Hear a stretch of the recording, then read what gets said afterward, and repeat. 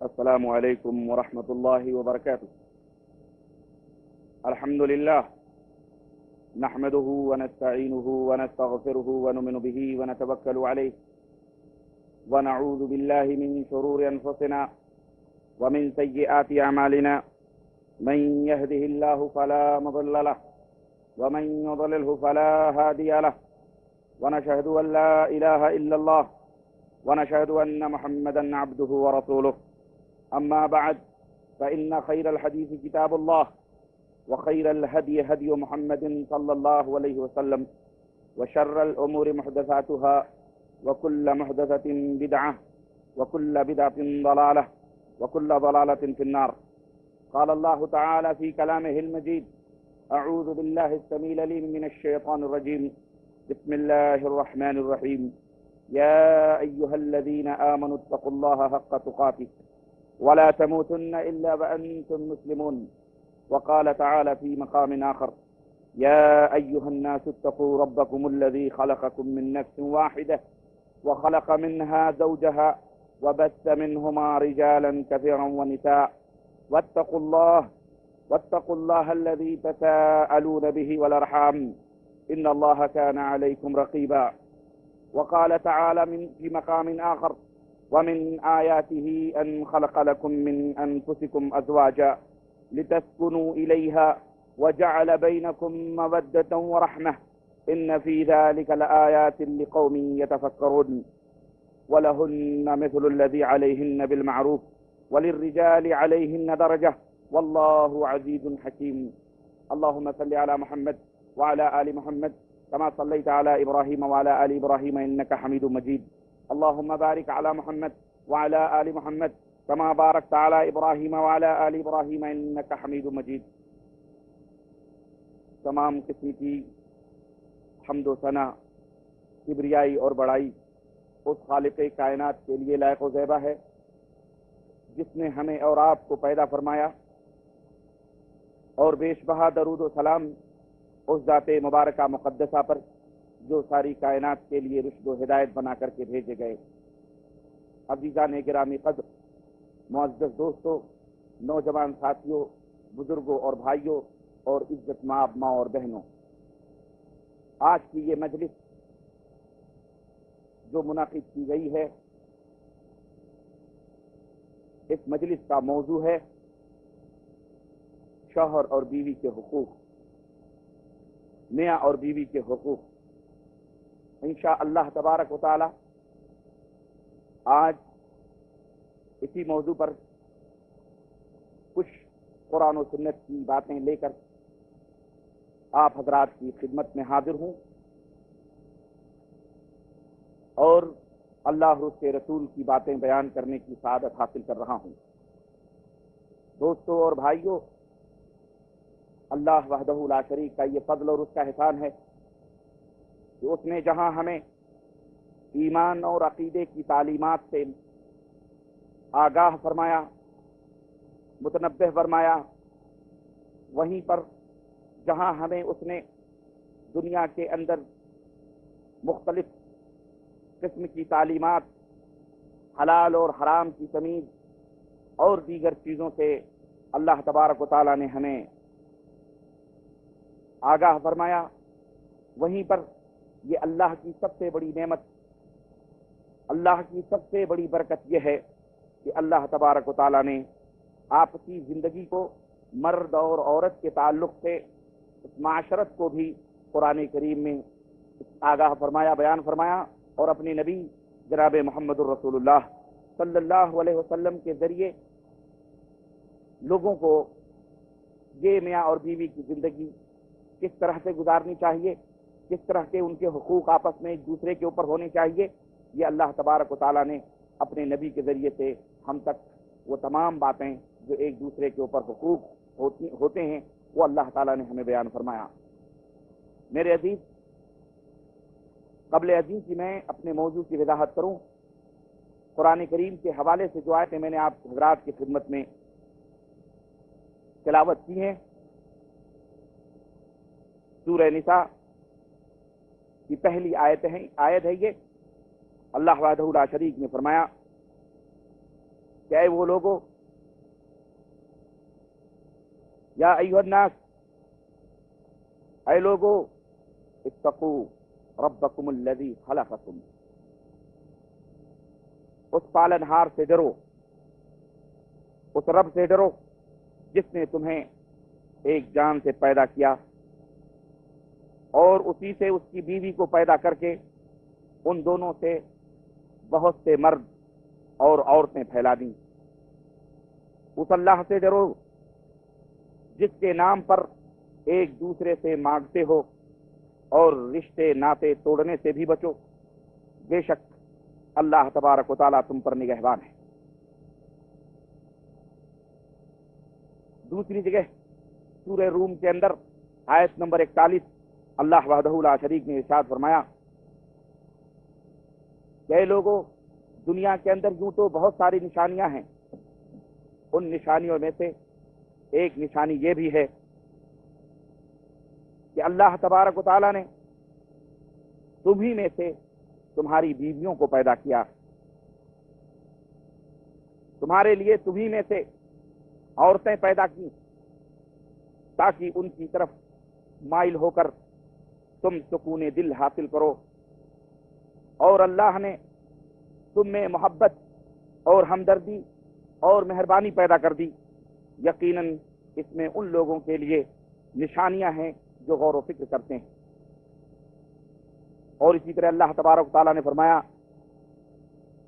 کہ جس طرح تمہارے حقوق ان کے اوپر ہیں، اسی طرح ان کے بھی حقوق تمہارے اوپر ہیں، لیکن مردوں کا مقام، مردوں کا حق ان کے اوپر زیادہ ہے، درجہ بلند ہے مردوں کا عورتوں کے اوپر۔ واللہ عزیز الحکیم، اور اللہ غالب حکمت والا ہے۔ عزیزان گرامی قدر،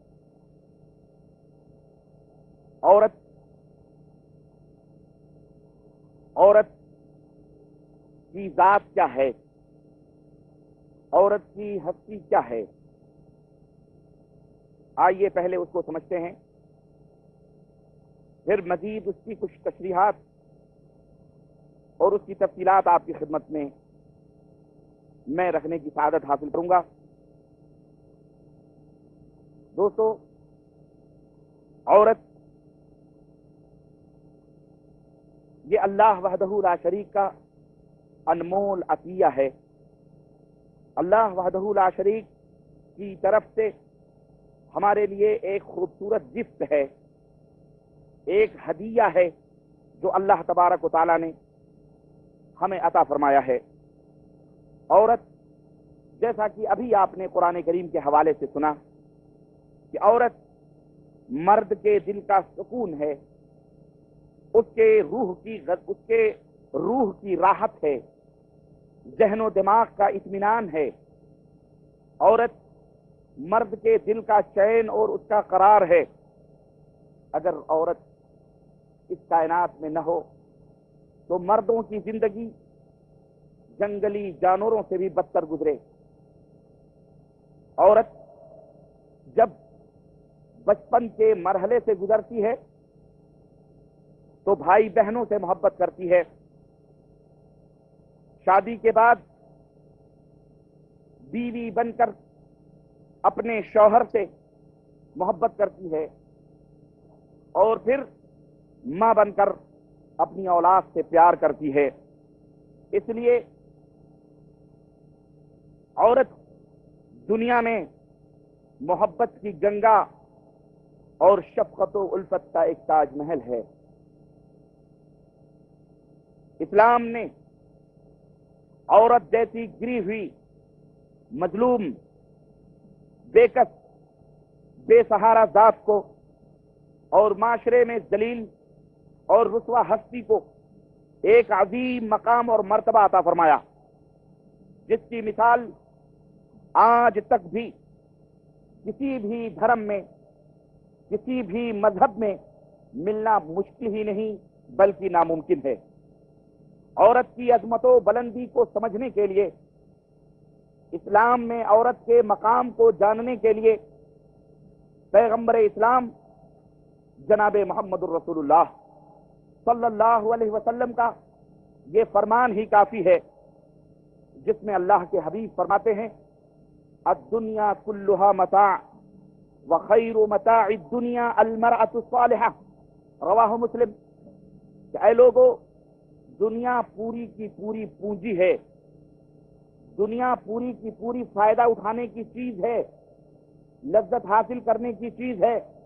لیکن دنیا کی سب سے انمول چیز، دنیا کی سب سے بے مثال چیز،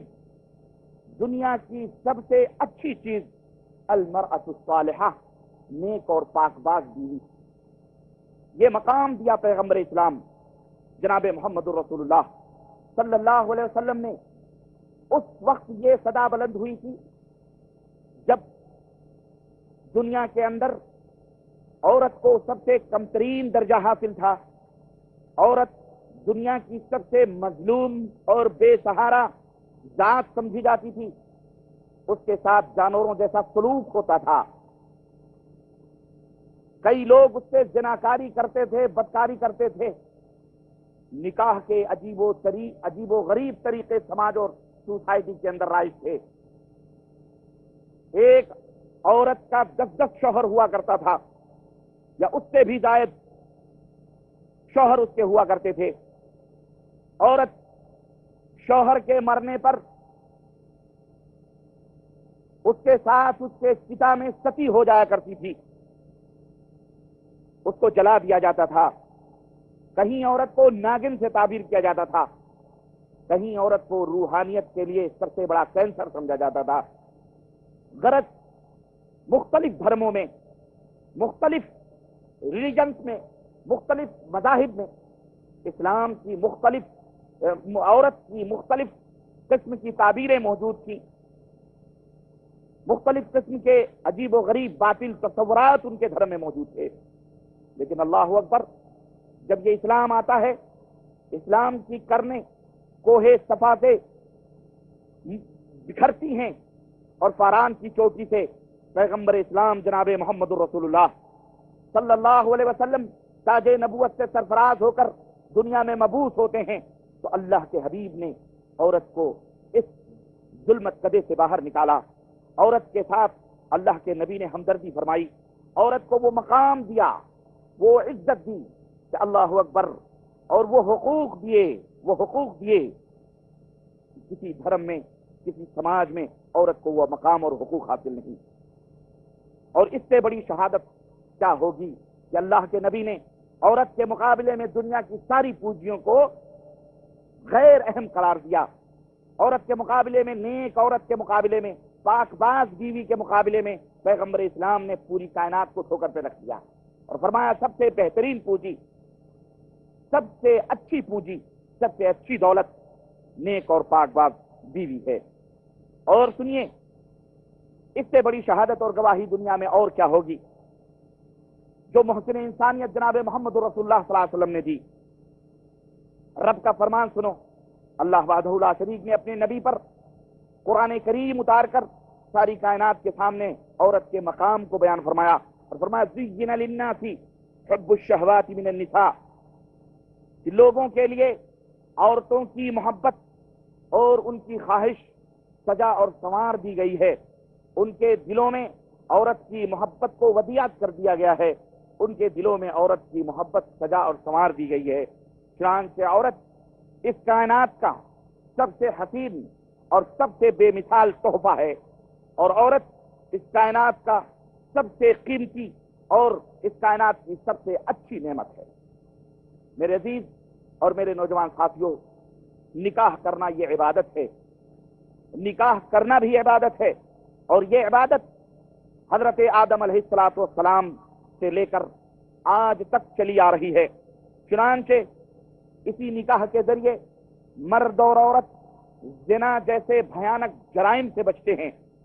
اور اپنے دامن کو پاک و صاف رکھتے ہیں۔ شادی ہو سکتا ہے، مغربی افکار، مغربیت زدہ لوگوں کے ذہنوں میں شادی جسمانی لذت حاصل کرنے کا ایک ذریعہ ہو۔ یہ ہو سکتا ہے کہ لوگ اپنے ذہن و دماغ کے آشائش اور عیش کے لیے شادی کو اس عیش سے تعبیر کرتے ہوں، لیکن اسلام نے اس تصور